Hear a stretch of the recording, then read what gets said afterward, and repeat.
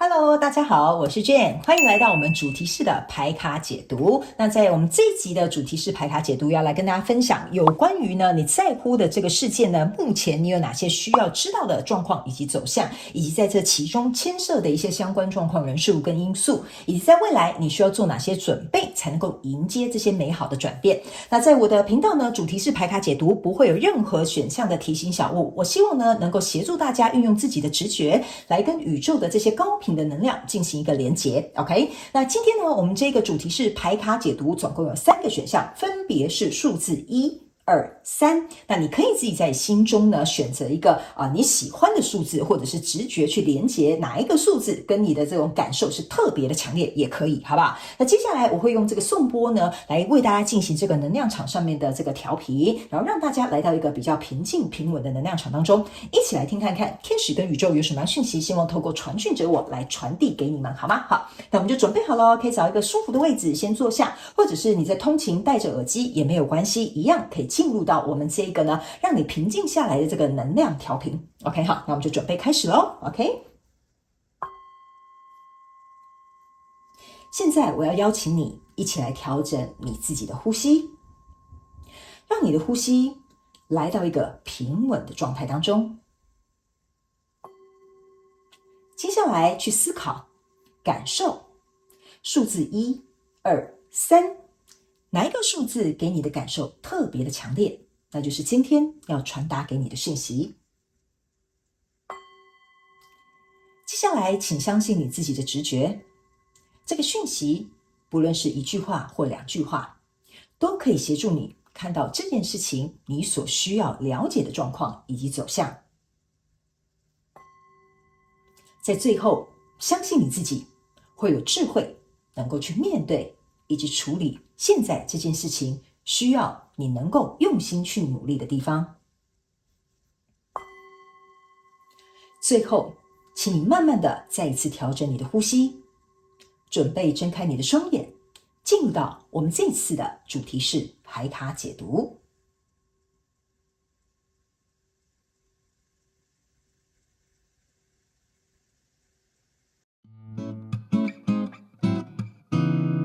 Hello， 大家好，我是 Jane， 非常感谢所有愿意在影片下方留言反馈以及按赞分享的观众朋友们，因为有你们的支持，才会有我的存在。所以如果呢，你还想要收听更多不同多元丰富的精彩内容，请你一起来收听我的主题广播节目，以及订阅我的电子报，就会收到最新的第一手消息。那如果呢，你还有其他的问题，也欢迎你点开影片下方的资讯栏，就可以找到所需要的答案。接下来就让我们一起来收看今天精彩的影片内容吧。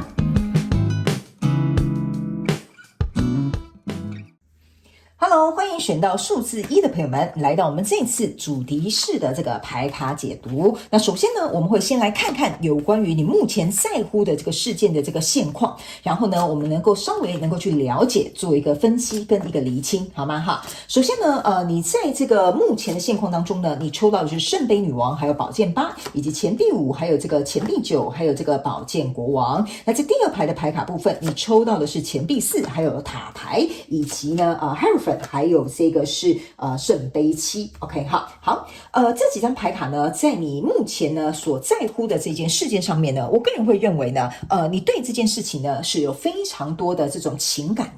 的一个连结。例如说这个是你很喜欢想要去发展的一个创业项目。 OK， 你对这个东西是有非常强大的热情或情感上面的连结，或者是甚至有一些人你会有一种情感上面的依附，就是说这份工作可以代表我的个人价值，或这份工作老板给我的回应可能会让我更加激励，我觉得我走在一个正确的方向。所以这件事情虽然在你心目当中你很渴望受到肯定，很渴望希望得到回应或有一个好的成果，但是你心中的那个情绪有点太过于依附在这个状况上面了。OK， 意思就是说，如果对方没有给你正确的回应，或者是对方没有给你一个好的反应的话，那你反而就会变成是说呢，那我这样做到底对不对？或者是这件事情是不是值得我再去做一个投入 ？OK， 那来到这边呢，有一个宝剑8跟这个钱币5，这会让我有一种感受，就是说这个事件会让你，因为你没有办法跳脱出这个圣杯女王的这个状态。OK， 所以相对的，你就会觉得我好像受困在这里，然后我一直觉得我自己好像有哪里不够满足，或者是比如说我有哪里可能还不够够好，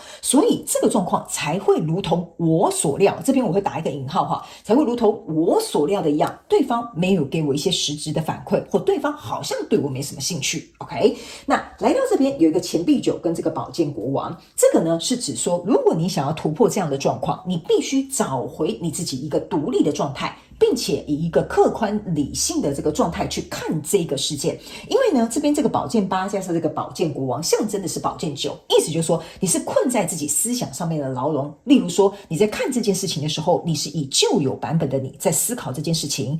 比如说假设你一直在想我的男朋友到底有没有出轨， OK， 那如果他比较晚回你讯息，如果他今天下班不能来接你，你就会回到过去的那个状态，就是旧有版本的你，就是说我的前男友也是这样子劈腿我，所以我现在这个男朋友这样做一定是哪里有鬼。OK， 或者是他为什么不接我电话？为什么他不给我回应？为什么他不给我一个说法？那就有点像是我刚刚讲的，你对这个人的情感依附很重，你对这件事情的期望很大。对方如果没有按照你的方式，对方如果没有给你想要的反馈的时候，你就会困在这个宝剑八跟钱币五，你就会开始对于自己的自我价值会有点怀疑，甚至会觉得对方是不是觉得你不够好，那你就会回到旧有版本的你。所以新的版本的你是要变成这个钱币九跟这个宝剑国王，意思就是说你可以达到一个精神独立的一个状态，就是说甚至以一个很客观理性的角度去看，他真的就是今天要加班，因为这个男朋友跟我之前的男朋友不一样。OK， 或者是你能不能来到一个就是说，他不能来接我，我也可以自己回家，他不来接我，我刚好有一点自己的时间可以去逛自己想要逛的街，或跟自己的姐妹出去玩。所以这样子的状态会给我有一种感受，就是你现阶段针对你在乎的这个事件，你要学习能够成为这个钱币九跟这个宝剑国王。那这个宝剑国王呢，还有一个额外的能量场哈。给我有一种感受，就是说你必须要能够去记录下来你自己的一些情绪反应，因为你的本身呢是在这个圣杯女王的这个状态。假设你有一些情绪反应或旧有的模式或一些思维跑出来的时候，这个宝剑国王要请你回去邀请你自己去思考，为什么你会有这样的想法，你会有这样的犹豫，或者是你为什么会有这样的担忧。这个是在这个事件当中你必须要能够去学习的一件事情。你到底是要是要跟这些过去的这些伤疤进行一个和解，还是说你应该要去学习在这个过程当中你要提升哪方面的能力。因为在下面这一排这个部分呢，你抽到的是钱币四跟塔牌，还有 Hierophant， 还有圣杯七，意思就是说如果你墨守成规 OK 哈，那你这个塔牌终究会来。因为呢他们要告诉你，你在这个过程当中呢吸引了一个你不想看见的一个结果，不是说你这个事件会有一个不好的结果，他们就要解释清楚，而是说因为你一直往一个糟糕的方向去想，因为你一直觉得自己不足，因为你一直困在自己的脑袋里，因为你一直在怀疑对方，所以这件事情会造成你们这中间的这个我要怎么讲，这个能量场也好，或者是这个氛围也好，会变得因为你自己的关系而搞砸了。所以原本它应该是好的，但是这边是一个练习的机会，可是你却没有把握练习的机会。如果你墨守成规，那这件事情就会重蹈覆辙。因为在这里，这个圣杯五加这个圣杯九象征的，对不起，这个钱币五加钱币九象征的就是钱币四。那在下排这边，你已经抽到钱币四，意思就是说这个东西它势必要打破这个循环，你就会找出一条新的出路。所以这一个事件是你现阶段能量场当中呢，你必须要能够去思考，我要不要改变我的行动，改变我的想法，改变我的作为。 OK， 所以如果你能够突破这个墨守成规的钱币四的这个状态，而且以一个非常有智慧的这个思考去突破这些现状的话，因为这个宝剑国王手上有一本书，在这个钱币四这边呢我要给你们看一下，这个钱币四这边也有一本书，然后有一个大地这个深耕大地的这棵树，这个意思就有点像是你旧有的这些想法思维，或者是你没有办法摆脱的这些阴影，你必须要用智慧去跟它做一个抗衡，你就可以突破了。 OK， 所以这个跟你交手相关状况人数，或你很在乎的这个事件，它其实是来帮你解脱，或者是帮你解开，或者是让你突破这样子过去不再适合你或不再服务你的这些想法或模式或行为了。所以来到这边这个塔牌呢，一旦形成之后， Hierophant 象征的就是你从这个过程当中去了解你自己的情绪跟感受，去知道你自己该改变些什么，你就因此而成长，来到了一个圣杯七。圣杯七象征的意思就是说，在针对你现在心中在乎的这个事件，或者是甚至你把它应对在你的人或者是在物品上面的话呢，他们说你发现了原来我突破这样的障碍，我有更多的选项，还有更多的可能性可以存在。OK， 所以你不需要卡在这样子的状况当中，而重蹈覆辙的去经历相同的课题。所以这个是你现阶段的这个事件需要你能够知道、能够去学习的一些课题，好吗 ？OK， 那接下来呢，我们来看一下。这个过程当中呢，会牵涉哪些相关的这个状况人数，或者是有没有哪些因素特别的重要，我们也会来提醒这个选项1的朋友，好吗 ？OK 哈，好，首先呢，你在这边抽到了一个宝剑2，然后抽到一个 Temperance， 然后还有这个钱币6 ，OK 哈。那我先跟大家说明一下，这副牌卡比较特别哈，我读它的方向是以它跳出来的这个方向为主，我不会读正逆位 ，OK 哈，它是什么方位我就读什么方位给你听 ，OK。那这边是 Temperance， 这边是一个钱币6，那象征的意思就是说，你要如何在这个你来我往的过程当中，去跟对方能够协调出一个你们适合共同相处的模式，或者是在这一件事情当中，比如说假设你付出那么多，那公司有没有给你对等的薪水？所以现阶段的这个状况当中，是要告诉你牵涉在其中的几个重点的因素跟要素，还有人事物，就是说，当你能够在这件事情上面呢付出你的所有的时候，你要去观察一件事情，你得到的是不是相同的？这是第一点。OK， 第二个，在这牵涉在其中，这是一个很好的时间点，就是 Temperance， 它象征的就是一个完美的时间点，你正要在这个世界当中能够去磨合，能够去学习，能够去做提升，这是第二个牵涉这件事情为什么会来到你的生命当中。OK， 第三个，这个钱币6呢，还有 Temperance 下面这张牌卡是宝剑2，这个宝剑2象征的意思就是说，你目前是处在一个比较不敢动弹，有点像是动弹不得，或不太敢做出一个选择，或害怕，因为我这样说会不会就让这个人离开我，或我这样子做他们是不是就不会录取我，就是我举个例给你们听，就是这样子 OK 好，那你们要自行灵活运用套用在你的生活状况当中，你会为了害怕失去，为了害怕变动，为了不知道这个塔牌跌下来到底会变成什么，你宁可选择按兵不动，在现状当中。所以这张牌卡是要告诉你一件事情，你注意看这个宝剑2头上是一个月亮牌卡，象征的也就是你这个圣杯女王的月亮。所以如果假设你不离开你自己这个情绪的牢笼，或者是这个情绪的依附关系，或者是对于这件事情太过于依赖的这个做法的话呢，那这件事情你就会一直卡在无法抉择，并且在这个过程当中你不会享受到对等的对待。OK， 你可能必须退让，你可能必须妥协，你可能会一直拖延这件事情，因为 Temperance 之所以打横的原因就是你可以自己选择这件事情，你要拖延，还是你觉得说那就随便他吧，或者是你觉得不行，我要把这个 Temperance 转正，我现在就要去处理这件事情，这个是你自己的选择。这就是为什么这个 Temperance 是打横的，它不是正位也不是逆位 OK 哈。那这个钱币6呢也是打横的，打横象征的意思就是说你在思考要怎么样做能够有舍有得，要怎么样做可以得到公平的一个对待。那如果是在逆位的，象征的就是说你可能会很踌躇不前，所以这张牌卡这2张牌卡都是请你自己能够去思考你到底该怎么做，因为关键人物就是在这里。如果你不把这两只宝剑选出其中一把宝剑变成这个宝剑国王的话，那你要注意这个宝剑2加宝剑国王象征的就是宝剑3，你只是会在一个状况里面还是依然感受到不舒服，这个就是你在这一件事情当中你要特别注意的几个关键因素，好吗 OK， 那接下来我们来看一下未来的走向，好不好 OK 好，首先呢，未来的走向就是你看来这张牌卡呢是要告诉你一个新的这个罗曼史的这个回圈就是要开始了 OK 这张牌卡其实是在告诉这个我们选项1的这个朋友就是说我们先不要管它是不是罗曼蒂克的回圈，但是这个就是像我刚刚跟你讲的，这是一个新的开端了 OK， 如果你现在在乎的这件事情是跟感情有关的，那就是代表说你如果不想要再重蹈覆辙过去感情的模式，那你这个新的开端你打算要怎么做？因为这个是你重新写下你感情蓝图的好时机 OK， 所以在未来这个状况当中你要怎么准备呢？第一，像我们刚刚讲的，该去面对的，该去学习的，该去调整的，该去做出行动的，你都必须要能够去做，因为这个是一个很好改变的开端，可以帮你奠定你的未来OK， 那第二个呢，这张牌卡也要告诉我们选项1的朋友们，就是说在这个过程当中呢，这只是一个刚开始，所以你不用一开始的时候就感觉到很却步，因为这个你真正在乎的事件，它在未来还有很多可能的发展性，所以如果你希望未来的发展能够朝向你想要走的走向的话呢，那你必须得自己先决定你要怎么走这一条路 OK， 那在这里呢也是要告诉你我已经够好了，我总是够好的，这就是为什么你在这边有一个钱币5 OK 这个钱币5很明显让我感觉到选项1的朋友们，你们比较没有自信 OK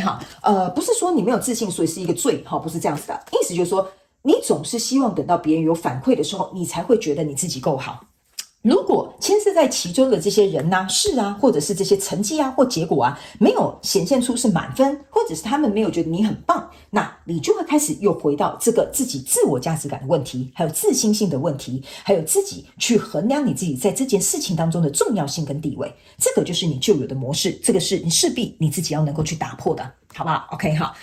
那最后我们再来抽张，你还需要特别去注意跟准备哪些事情，我们能够让这件事情迎来一个比较好的转变？我们一起来看一下，好吗 ？OK， 来，这张牌卡呢是要告诉你 ，OK， 好，来，这个是指呢你要去看你在哪个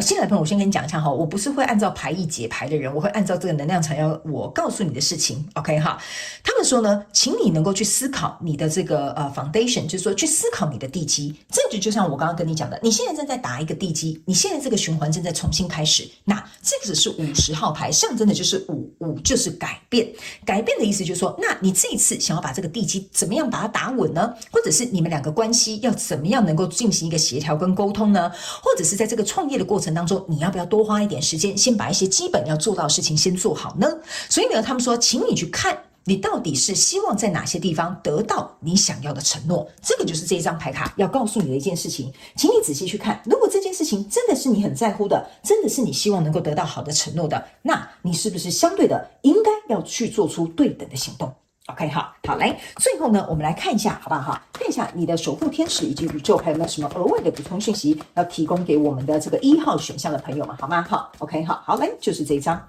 来，这张牌卡就是请你选择一个新的方向，所以我才会在一开始就从头到尾一直在告诉你，不要回到旧有的模式，不要回到旧有版本的你，你已经跟以前不一样了，你现在更加的有力量，所以相对的你会迎来更多的选项。相信你自己，从这一次开始，你会变得与众不同。只有当你相信你自己的时候，你才可以迎接这些美好的转变，还有这些美好的人事物来到你的生命当中。这张牌卡就是最后要告诉我们选项1的朋友们，你们呢一定要选择不同的方向、不同的做法以及不同的思维了。OK， 好，所以呢，其实你的牌卡呢，在整个这个选项这些内容呈现出来哈，其实我觉得它的这个能量场是非常之一致的，不然呢，宇宙也不会重复出现这些状况，要来验证我告诉你的这些内容，好吧？所以呢，我希望选项1的朋友勇敢一点点。OK， 有些时候改变跟突破我们会觉得很困难，那是因为我们可能没有尝试过，我们可能没有做过，所以我们很生疏。就像比如说这一次我要做主题式牌卡解读他们叫我跟你解释我自己的实际例子就好了哈，我也不知道我会不会做得很好，我也不知道要怎么做，因为我也从来没有做过这样子的这个方式呈现。但是如果这个方式可以帮助到更多的朋友能够去理解他们想要去理解的这个主题，好，不管是工作啦、感情啦、事业啦、生活啦，那或许对你们来讲有帮助，对我来讲也是一个练习。这就是为什么我要告诉你，你现在在经历的这些东西，我完完全全可以理解。所以我也希望你为了你自己能够勇敢的去做一个突破，勇敢的去做出一个适合你的这个选择，因为这些选择会为你接下来去创造非常好的基底，并且能够让这一路的过程当中呢，就你在走这条路的一路的过程当中呢，你会走得又远又长。好吧，祝福你选项1的朋友们，希望呢今天这些讯息能够为了你带来一点点帮助，好吗？非常感谢你的收看哦。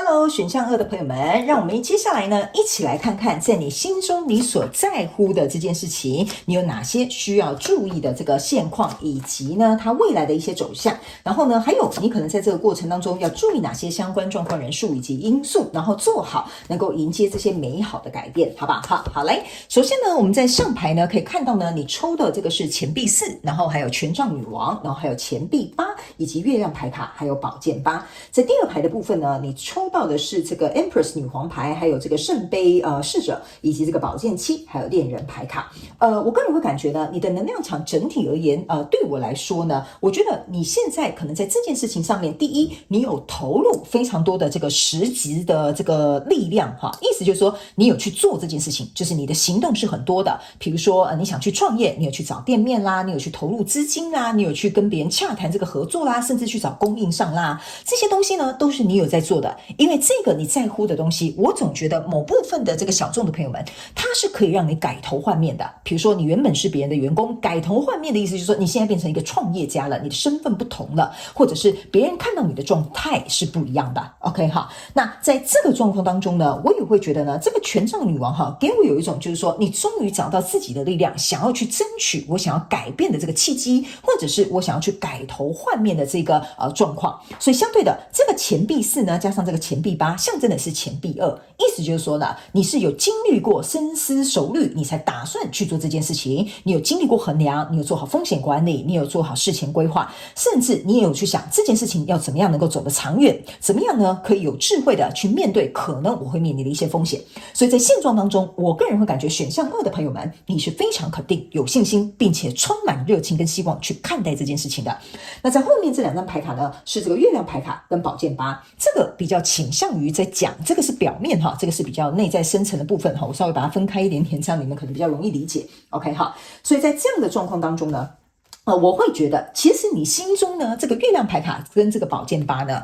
我会认为这个是比较有点像是说，你心里其实很害怕哈。来这边我给你看一下哈，好，不好意思啊，因为我在读你们能量场，所以有时候拿牌我必须要移动来移动去，好，但是我这个给你看清楚一点点，这个有点像是你蒙住你的眼，然后呢，这边又有一个面具，这边是一个比较光明的一面，这个是一个黑暗的一面，所以我个人会感觉这个是表面的这个状态，这个是内心活动的状态。那在这里呢，你可以很明显看到你的2张牌卡呢，都是属于比较灰灰暗暗的那一面，其实你心里的担忧是有的。OK， 你也不知道这个东西到底是不成功变成人，还是会发生什么事情。OK， 好，那这件事情，我个人也会感觉，你已经觉得说我做得很好了，我思考了很多了，我左思右想，该想的我都想了，所以你的宝剑8才会一分为二，变成宝剑4跟宝剑4。OK， 但是呢，我总觉得你心里还是会有一点点不安，就是说我想要赌一把。或者是我想要能够脱胎换骨，或者是我想要在这个过程当中跟随我自己的心去走到我想要的方向。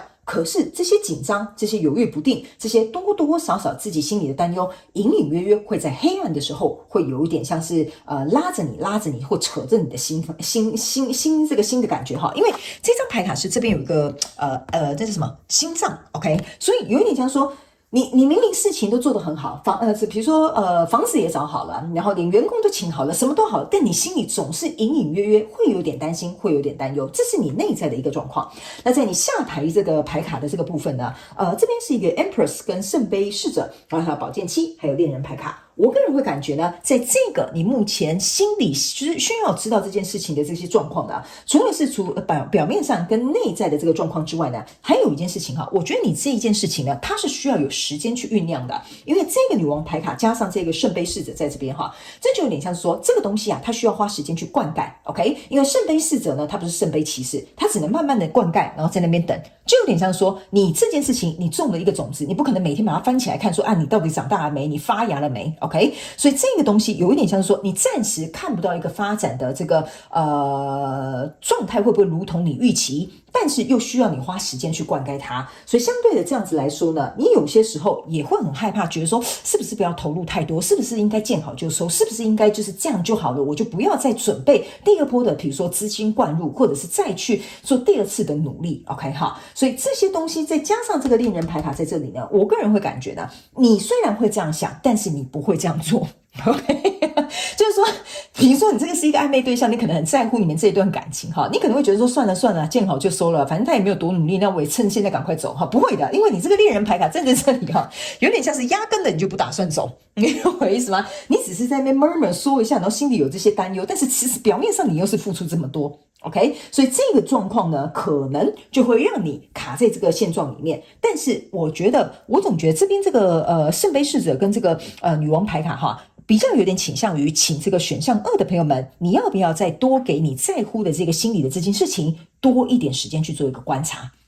好不好 ？OK， 多一点时间去做一些观察。所以呢，我们接下来来看看好了，在牵涉这件事情当中有哪些牵涉的相关状况人数跟因素，好不好？我们一起来看一下。OK， 好，他们说4张，没错，刚刚好。好，那你如果是新来的朋友们呢，我先跟你说明一下哈，我这副牌卡呢，不管是什么方位，我都会读。OK， 好，因为这副牌卡我使用的方式就是比较特别。OK， 好，来，首先我们来看一下。为什么需要你在这件事情上面多多一点时间让它去展现，或者是让它去慢慢展开来。原因是因为呢，你在这边抽到的是宝剑6的斜45度角 ，OK， 还有这个是钱币1的斜45度角。那这2张分别是逆位的牌卡是圣杯5，还有这个是战车牌卡。意思就是说，现在你不可以做出太冲动的行动，所以你的战车牌卡是逆位的。意思就是说，敌不动我不动，或者是我现在不要做一个太夸张的一个反向的举动。这个就是为什么你必须要逆位。那来到这边，这个是圣杯5，圣杯5的逆位的意思就是说，你要去看，你不要忘记了，请你反过来看。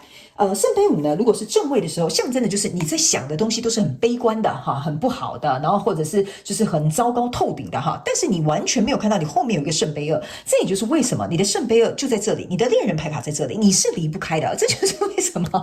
我会抽这个牌卡来跟你验证一下，就是说你讲归讲，你害怕归害怕，但你走不开的，因为你身后还是这个圣杯2，你在乎的这个恋人牌卡在这里。这就是为什么这2张牌卡要出来验证我要传递给你的这些讯息的内容。那这个钱币1加上这个宝剑6为什么是打45度角？这个意思有点像是说呢，我会认为选项2的朋友们，你现在很希望这件事情能够朝向一个比较平稳的方向去前进，但是你可能也希望对方或者是你自己能够离开这种觉得自己的状况不足，希望对方多一点诚意，或者是希望能够看到你自己能够从这个过程当中去长出来的这个力量。我解释给你听，这个宝剑6打横45度角的意思就是说，你希望它能够转正，你希望他能够转正，一切事情都可以很平静的度过哈。其实这件事情没有我想象那么复杂，对方可能还是很爱我，或者是这个创业其实很顺利。但是你注意看哈，这个宝剑6正位的时候是这样，但是你是打45度角，象征的意思说你开始要朝向这个悲观的状况去走了。所以这张牌卡是要告诉你，在这个过程当中，你最重要的因素就是看好你自己的这个思考。OK， 好，就思考的方向。还有一件事，这个宝剑6象征的就是说，你要用理性、客观的证据去证明这件事情跟你想象的并不一样。OK， 就是说这个事情明明进行得很顺利啊，员工也都找到啦，供应商也都找到啦，你为什么要那么悲观说我不知道到底下个月能不能赚钱？你不知道啊，我也不知道啊，是不是这样说，对吧？我们得等下个月之后才知道。所以这就是为什么这个这个圣杯侍者跟这个女王牌卡会请你再多给这一个事件多一点时间，原因就是在这。但是你一定要抓稳你自己，千万不要朝向一个悲观，或觉得好像自己想要去吸引一些不好的东西来哈。因为有些时候我必须要跟大家讲，很多人呢误用吸引力法则专门吸一些乱七八糟的东西来自己的生命当中，原因就是在这。这个宝剑6他自己都想要逆位了。OK， 那另外一张这个是钱币1，这个钱币1呢是长这样子的。OK 哈，长这样的意思你去想哈，你的手腕如果是这样，你一定是会扭到你自己的手，而且这个完全不符合人体工学，所以你只能把它转正。转正的意思就是说是什么呢？就是说你要投入更多在这其中，但是这个投入呢是有标准型的投入哈。我解释给你听哈。这个钱币8呢加上这个钱币1，象征的就是钱币9。钱币9的意思就是说，你在这个过程当中，你要学习哪些东西来到了，你必须要能够自己一肩扛起，你必须要自己能够做出一个决定，你必须要能够在哪方面寻求你的独立，你必须要在哪方面投入更多，让你自己来到自己一个人也可以很平稳的状态。这个就是这个钱币要告诉你，在这个世界当中牵涉到哪些因素、要素、人事物，你要能够去培养的，这个就是这个钱币1要告诉你的讯息。OK， 所以这2张牌卡是要告诉你，最好在这个状况当中，暂时先不要有一个太夸张或者是反方向的这个举动，这个可能会帮助这件事情在这些时间展开之后，你比较能够再去看到有没有什么其他好的消息会进来。接下来我们来看一下，在未来的这个状况当中，你有哪些需要准备的，或这件事情有哪些走向你可以期待的，好吧 ？OK 哈，首先呢，我们先来看一下。这张牌卡呢是要告诉你，这个调整是必要的，它是必须的 ，OK？ 还有一件事情就是，请你把爱带到这个状况当中。所以这张牌卡就是要我告诉你一件事情，你不要忘了，你在这边有一个恋人牌卡，你在这边有一个圣杯2的 ，OK？ 所以如果假设你在一个事件当中，你看到的你都是用恐惧或者是用担忧的话，那你永远没有能力可以去看到这件事情未来的潜在可能性的一面，或者是就算这件事情有一个好的消息，你也会觉得说啊，这本来应该就是这样嘛，我创业这么努力啊，赚2000块有什么好需要大惊小怪的？你要去想啊，有的人开店啊，搞不好1年都还没有赚200块呢，是不是这样说？对吧 ？OK， 所以这件事情就是要告诉你，当这个事件它有一点推动，有一点进展，有一些好消息进来的时候，你必须要能够保持着开心快乐的心情去迎接它。所以这个调整是需要的哈，这个调整是需要的。这个调整就是告诉你，这2个东西你要自己慢慢调整哈，这个我们没有办法帮你调整哦，选项2的朋友 ，OK， 好，那接下来我们再来看一下，还有哪些你需要做好准备，然后能够迎来一些比较好的转变，好吧 ？OK， 好，我们一起来看一下 ，OK， 好，这张牌卡就是请你为你自己站起来。OK， 好，所以呢，这张牌卡呢，其实我觉得对于选项2的朋友们来说，就是要告诉你，请你在你心中保持一丝希望啊，一丝希望，对不起，一丝希望。这张牌卡是16号牌，1+6等于是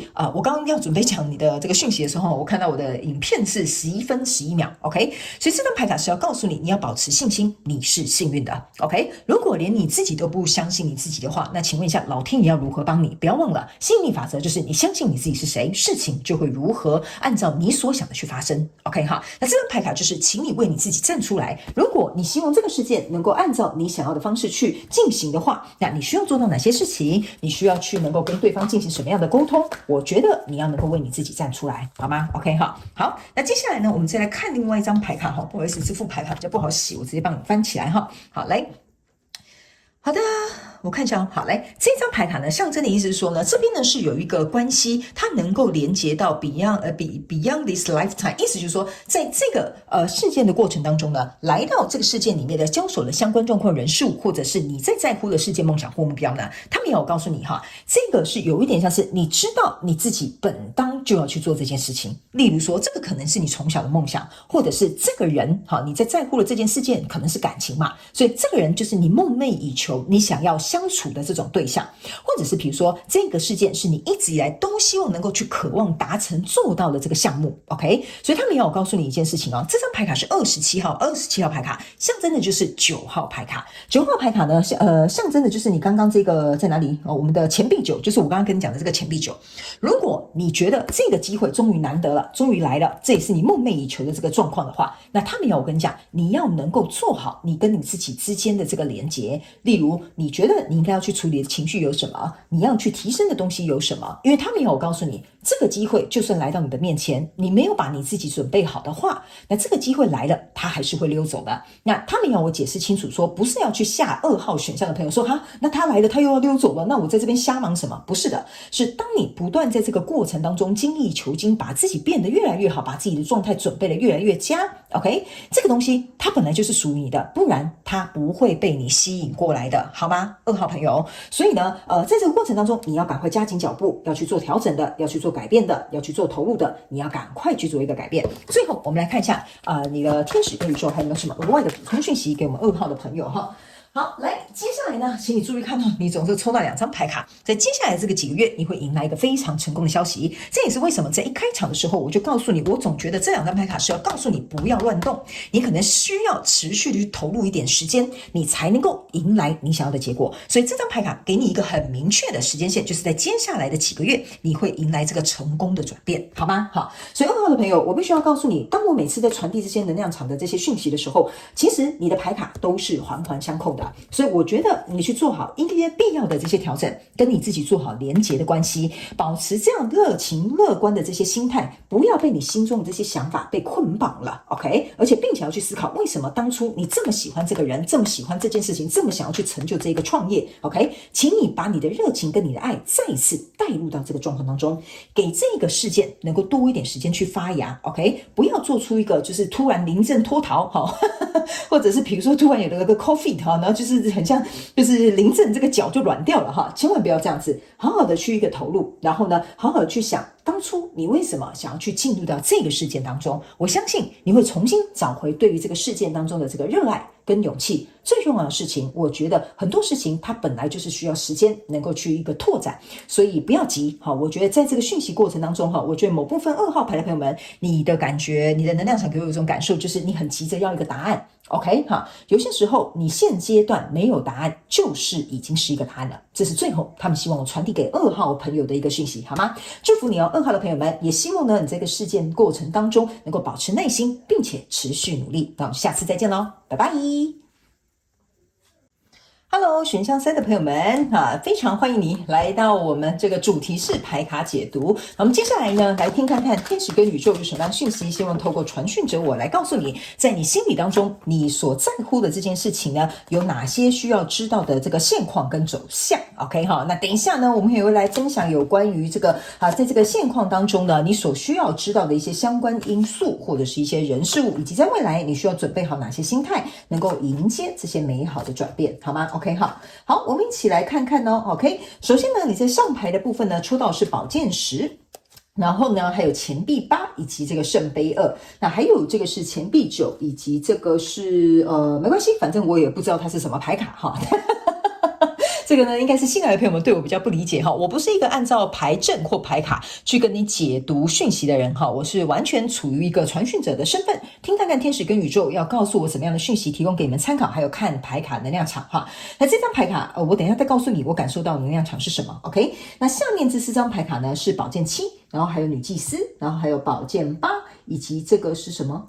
吊人牌卡 ，OK， 好，在上面这个过程当中呢，第一个给我一个蛮直觉的，这个目前这件事情的现状就是说呢，这件事情你应该是非常努力，然后你很希望这件事情能够跟你情投意合。例如说，这个是你一直很希望合作的这个合作伙伴跟对象，或你一直很想要得到的一个工作机会，甚至有可能是你很想要在一起的人。所以在这个过程当中，这个是你表象，这个是你内心的状态哈。这个表象呢，让我有一种感觉，就是说你呢很希望你们的状态能够有一个突破，因为这个宝剑10走了，下一张这个宝剑1呢还差那么一步，所以我觉得你在里面很努力。可是我要提醒3号牌的朋友们呢，就是第3个选项的朋友们，我要告诉你，你在这个过程当中，你要特别注意一件事情，你不可以因为这件事情是你很想要的，而你放弃了你自己，或改变了自己，或者是扭曲了你自己，以至于你希望能够这件事情朝向那个方向去前进。这个是这个表象给我的一个感觉哦。比如说在这段感情当中，你可能很委屈你自己，在这个工作的这个投履历当中呢，你觉得说好吧，那既然他想少给我5000块，那我就委屈一点，把心有个工作再说 ，OK？ 这个是我觉得某部分的这个选到选项3的朋友们，你可能要特别注意，你有没有这样子行动上面的这个转变 ，OK？ 那还有另外一个呢，这张牌卡给我有一种感受，就是说呢，我觉得某部分的这个选项3的朋友们呢，你呢其实是有能力，或者是甚至可以有实力，不用卡在这个现状的。但是我总觉得不知道为什么哈，你这边给我有一种感觉，就是说。我不能说你自愿被困住，或者是这个人困住你都有可能，甚至是里面我不知道有一个什么样的因素，我们等一下可能用其他的牌卡来看一下哈，让你会有一种觉得我就是离不开，我就是没办法放弃，我就是一定要争取 OK， 这个是表面上面看起来有一个不知道什么样很重要的因素，让你有一种就是我想走也离不开，但我也不知道该怎么做，我也不知道怎么放下，这个是表面这个状态。然后正是因为如此，你可能就想说，那既然如此，应该就代表我很喜欢吧，或我真的很想要吧，那我就投入好了 OK。 那来到你的这个内在状态呢，你抽到的是钱币9，然后还有刚刚我跟你讲说我不知道这是什么牌卡哈，来我很直白的告诉你，这个钱币9就是我刚刚跟你讲的，你不可能离不开，你不可能做不出选择，你也不是一定会被这个你想要的这个事件当中困住的，你是有能力的，因为真正的你是这个钱币9。那在这张牌卡的过程当中，你可以注意看哈，这个人呢全身都是这个泡泡，旁边有2个很像他的影子 OK。 这张牌卡其实给我有一种感觉，就是说我觉得在这个你很在乎的事件里面呢，我觉得你的情绪多过于你的理性OK， 你的情绪多过于你的理性，导致于在某些状况当中，你变成是有点视而不见，或者是看不见一些比较客观的因素，或者是看不见这件事情的真相。所以这个状态会让我认为选项3的朋友们，你可能要特别注意一下哦。你真正的身份是钱币9，但你现在把自己捆在一个我要努力才能够让别人看见，我要付出，这个人才会喜欢我的这个状态了。我觉得现在这个状态有点把你拉偏离你真正应该要走的那个轨道，所以这个部分你可能要去思考一下 OK， 你是不是情绪投入过多，你是不是太容易因为情绪去做出一个选择，你会不会因为这个很强烈的吸引力而导致于你自己卡在这边不动，而不是说你真的不能动 OK。 那在下面这里呢，你抽到是宝剑7、女祭司，还有宝剑8以及吊人牌卡。那宝剑7呢走到宝剑8，接下来插一张宝剑9，就来到你这个宝剑10。所以呢，这个宝剑9的这个状态在这里并没有出现，所以这件事情呢，其实反而要提醒这个选项3的朋友们，你可能要思考一件事情。我个人会认为某部分极小众选项3的人，你们呢会在晚上的时候呢特别容易睡不着觉，甚至是你会左思右想，一直困在这个状况当中，要想要怎么解决啊，要怎么离开，要怎么处理啊，要怎么推进啊，你一直都在想这些事情 OK。 但是你在想这些事情的时候，又不想被对方发现，或者是也不想让其他人看见，甚至某部分的这个选项3的朋友们，你也没有跟你身边的亲朋好友说你的现状 OK，因为你可能想要自己一个人思考，你可能想要自己一个人去面对，这个是这个女祭司给我的一个感受。OK，那在这样的状况当中呢，你这个第二人牌卡在这边，其实我觉得一点也不为过，就代表说你自己只想得通几个解决方法，或者是认为怎么样做比较适合，所以相对的，你只能用你自己手上有的有限的资源或有限的解决方法去处理现在你所遇到的这些状况。OK， 所以呢，我个人会感觉你不一定要跟你朋友说，也不一定要跟别人分享，因为这是你自己的自由。OK， 不过我感觉你在这里好像有点走到一个死胡同了。OK， 好，有一点走到一个死胡同咯。OK， 然后再加上你这2张牌在眼睛上面都戴着眼罩，意思就是说你要特别注意选项3的朋友们，你会不会在这个过程当中对于这件事情有点太盲目了？你可能需要有一个人来帮你指点迷津，或者是需要有一个人来听看看你现在的想法或你的计划是什么，或许可以带领你离开这个可能有点焦灼的这个状况，好不好？好，我们接下来来看一下在这件事情当中会牵涉到哪些因素跟一些人事物，好不好？等一下呢，我们也会来看看天使跟宇宙有什么额外的补充讯息，希望透过我来传递给你，好不好？那这副牌卡我先跟大家说明一下哈，这副牌卡不管是什么样的这个方位，我都会解读给你听，因为这副牌卡我就是跟他们连结是用这个方式 ，OK 哈。首先呢，我先跟你讲哈，你这2张牌卡是45度角的，这个是宝剑3。跟这个宝剑9，你的宝剑9出来了哈，这就是我刚刚说的，你缺了一个东西。然后呢，这边是一个钱币9逆位，跟猎人牌逆位，还有一个是这个是 Emperor， 就是国王牌卡的45度角。OK， 为什么我刚刚在这边解读的时候会特别告诉你，他们要我在这里特别提这个宝剑9能量不见了？为什么呢？宝剑9能量在这里出现了。OK 哈，那我先转正位给你们看，好吧 ？OK 哈，正位就是这样子，你可能在半夜的时候会掩面哭泣。OK 哈，然后呢可能会思考过多，会睡不着，或者自己日也想夜也想。OK， 那这张牌卡当它是长这样子的时候呢，很重要的一件事情是要提醒这个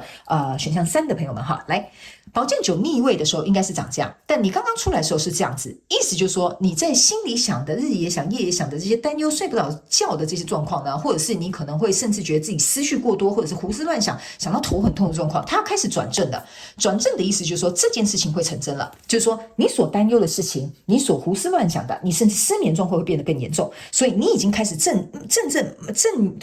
正要从逆位开始把这张牌转正了，所以这张牌卡就是要告诉你，你一定要停止你胡思乱想的状态。你如果觉得需要有一个出口，需要去跟朋友聊聊，需要去找这个专业的，比如说咨询师去给你一个建议，你一定要去做。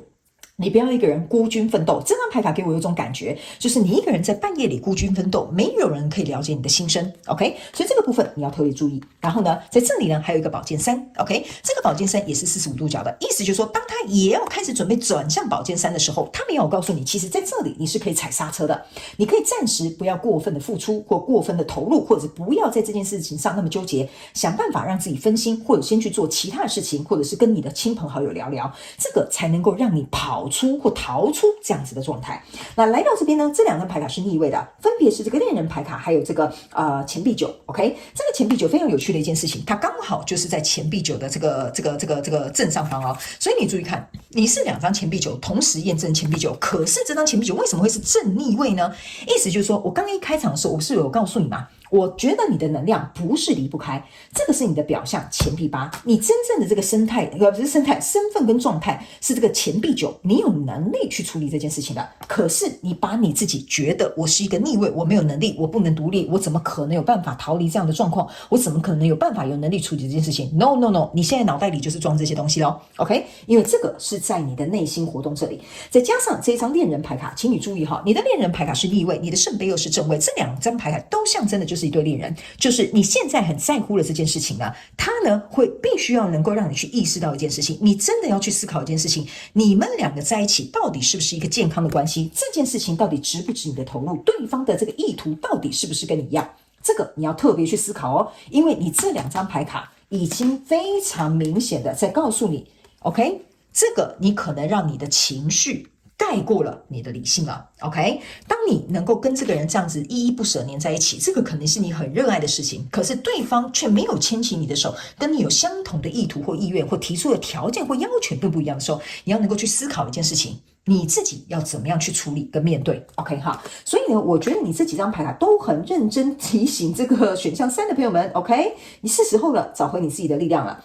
这张牌卡是 Emperor 呢，象征的就是国王牌卡，它是45度角。但是请你注意，这张牌卡呢，它的脸是朝这边，象征的就是你要转过来了。意思就是说，你已经开始意识到这件事情可能不太对劲，我觉得这样子我不太舒服，我要开始找回我自己的自主权。这个就是国王牌卡要给你的意思。可是呢，因为你才刚转45度角，你要转横到慢慢这样转正，需要有一段时间。所以我会建议你啊，这个选项3的朋友们，借力使力，看看你身边有哪些资源，有哪些亲朋好友，有哪些专业的人士可以给你协助，赶快把你的自主权跟选择权，甚至说话语权，赶快把它转正，这件事情它才能够来到一个比较好的一个这个转机。OK 好，那接下来我们来看一下未来你需要做哪一些准备，然后呢，让这件事情能够有一个更好的走向。OK 好，来，这张牌卡需要告诉你一件事情，就是说这个情绪这个能量跟情绪已经来到了一个非常重要的一个状态了。OK， 这张牌卡呢，其实是要告诉这个选项3的朋友们，就是说你注意看后面呢这边有3，他们是层层堆叠的，他们也有告诉你你现在所经历的这个你很在乎的这个事件呢，它不是只有给你一次过山车而已。有一些选项3的朋友们，这个事件可能已经过山车很多次了，起起伏伏，高高低低了。所以在这个过程当中，你必须要能够理解一件事情如果一个跟你交手相关状况人数，或你心里在乎的这件事情一直高高低低的话呢，它一定会内耗你。OK 好，他们要我跟你讲一句话，这个你可以注意听，一个能够给你正确明确的不好意思，有时候我要翻译翻不过来就是说一个事件或一个人或一段感情或一个事业 OK 好，他一定能够给你一个清楚的交代。如果这是适合你的，如果这是属于你的，如果这是正确的，你一定可以清清楚楚看到这样子的真相，或看到它呈现出来的这个状态。 OK，如果你觉得在里面有点模模糊糊的，不是很清楚的，它也是另外一种真相。意思就是说，在跟你交手的这个相关状况人数，你心里在乎的这件事情，它并没有朝向你想要的方向去。对方可能给你一个迷糊的说法，对方可能没有表态很清楚他要求你的，或者是他的立场是什么，这个都是一个答案。所以他们说，你一定要能够很清楚知道为什么你会在这个过程当中反反复复，或者是跌宕起伏，原因就是在这里，好吧 ？OK 好，那接下来我们再来看一下还有什么样额外的这些你必须要去准备的这些状况跟走向来，我们来看一下。 OK， 他们说呢，释放掉你的这个愧疚，还有呢原谅。 OK 他们也有告诉你，这2张牌卡呢很简单，第一件事情，请你去原谅你在这个过程当中你已经所做的这些事情。 OK， 你没有做错事情，你只是很认真的在追求，你只是很认真的在去做你想要做的事情。所以当你如果假设你的国王牌卡转正了 OK， 你想要能够开始去做出你的选择，然后做出一些改变，或者是去导引这个你很在乎的这个事件的一个全新的方向跟视野的时候，他们要告诉你一件事情，不要带着愧疚去做这件事情。OK， 你只是在做一件对你自己更适合的这个方向，或者是选择，或者是你的渴望。OK， 所以你没有愧对谁，你也没有做出哪些事情，好不好 ？OK 好，来，接下来呢，我们再来看一下还有没有什么额外的补充讯息。OK 好，你看这张牌是说你渴望更多的爱，或者是更多被爱的这种感觉。 OK， 所以这张牌卡呢，他们其实要我跟你说来，你看这个女生跟这个女生，她们是不是长得一模一样？他们说你必须要把自己捧在手心里，你要先能够学会爱自己。 OK， 唯有当你能够开始爱自己的时候，别人才会来爱你。 OK 所以这是这张牌卡的补充讯息。最后我们再来看一下天使跟宇宙有没有什么额外的补充讯息要给我们选项3的朋友，好不好？ OK 好来 Yes OK 好来，这张牌卡呢其实要提醒选项3的朋友就是说在这个你很在乎的这些事件里面，他们要我跟你讲，当你去对这个事件说 yes 的时候，你必须要牺牲很多对其他你自己在乎的东西 say no。 OK， 这句话你思考一下，意思就是说你答应这个人要去参加他的派对，那意思就是说你要写的回家功课，你要去学习的这些东西，你要能够跟自己相处的时间，或你准备要去运动的这些正常规律对自己健康有利的这些东西，你都必须要 say no。 所以他们说你要搞清楚你在对什么东西 say yes。 OK， 这个是最后他们要给这个选项3的朋友们的补充讯息啦。 OK 所以呢，我个人会认为呢，在你的这个整个能量场上面当中对于这个事件呢，你需要知道的这个状况跟未来走向，我觉得很清楚了。搞清楚你想要什么，搞清楚你不想要什么，搞清楚你是不是在这个过程当中过分的牺牲了，没有以一个理性的状态去看见你自己的这个能力，以及在这个过程当中，如果你想要避免受到伤害或者是损失的话，那你可能需要找一些人跟你商量，因为他们要我跟你讲最后一句话，就是说旁观者清。你在这个状况当中，你不是不清楚，也不是说你这个人很迷糊，而是说当旁观者清可以给你一些建议的时候，或许你会因此受到震撼，或者是他们会跟你讲一些什么样的建议，或者是什么样的话，你会因此而醒了过来，找回你这个钱币九的这个能量场。好吗？好，祝福你哦，选项3的朋友们，希望呢，你在这个事件过程当中闯荡顺利，然后呢，也能够好好考虑自己的需求，然后也能够好好考虑这个跟你交手相关状况人事物，然后这件事情在你心中的这个重要性还有优先顺序，好吗？那我们就下一集再见喽，拜拜。